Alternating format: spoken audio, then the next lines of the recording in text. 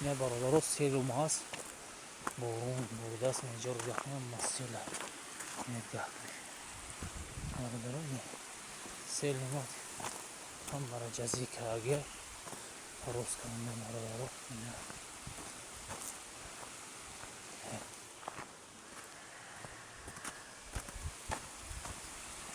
سنگورا به چی خیلی سنگورا ولگه